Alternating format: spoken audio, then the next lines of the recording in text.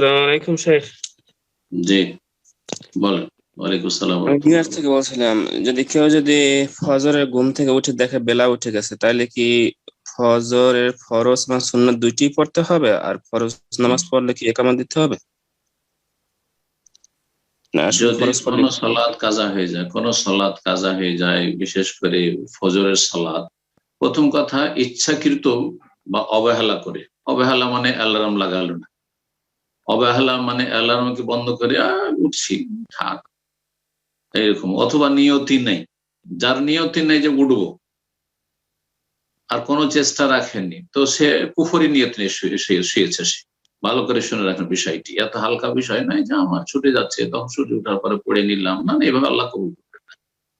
যেই ব্যক্তি অসৎ নিয়ত নিয়ে বিছানায় গেল, ঘুমালো যে আমি ফজরে উঠবো না, সেই ব্যক্তি কুফরের নিয়ত অন্তরে নিয়ে ঘুমাইলো। আর যেই ব্যক্তি নিয়ত করে ঘুমাইলো, সংকল্প করে যে উঠবো, সেই ব্যক্তির জন্য ফরজ হচ্ছে সে চেষ্টা রাখবে।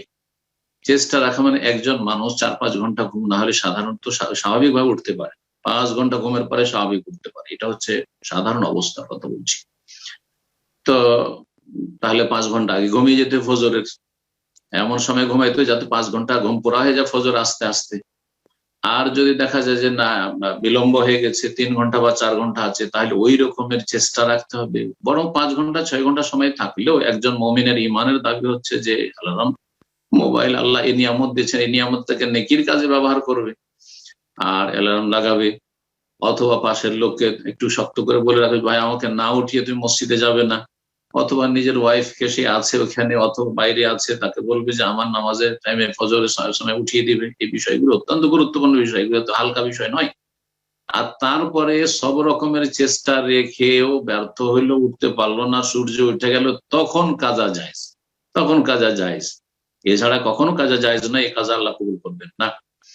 তো চেষ্টা ছিল, উঠতে পারলো না, সূর্য উঠে গেছে, এখন কিভাবে কাজা করবে? যেইভাবে আল্লাহ রাব্বুল আলামিন আদায় করা বিধান দিয়েছেন সেভাবে কাজা করবে। অর্থাৎ আদায় করার ক্ষেত্রে যদি যথাসময় আদায় করতেন, তাহলে প্রথম সুন্নত পড়তেন 2 রাকাত, আর তারপরে তখন 2 রাকাত ফরজ পড়তেন।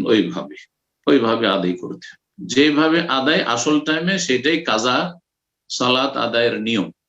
কিন্তু সময় যদি সংকীর্ণ থাকে, ধরেন উজু করা হয়েছে, ওই সময় দেখছেন যে এখন 5 থেকে 7-8 মিনিট সময় আছে, 2 রাকাত সালাত পড়তে পড়তে সূর্য উঠে যাবে, তাহলে এখন আর সুন্নত পড়বেন না। তখন বলবো যে সুন্নত পড়বেন না, আগে ফরজটা পড়ে নেন, আর সুন্নতটা সূর্য ওঠার পরে, সূর্য ওঠার 15-20 মিনিট পরে অথবা জোহরের আগে যে কোনো সময় পড়ে নেবেন।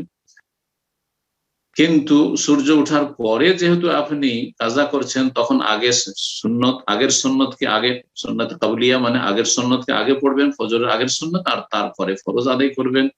আর ফরজে একামত রয়েছে, ওয়াক্তে পড়লেও একামত রয়েছে, কাজা পড়লে একামত রয়েছে, সুতরাং একামত দিয়েই সালাত আদায় করবেন। আল্লাহু তাআলা। জি।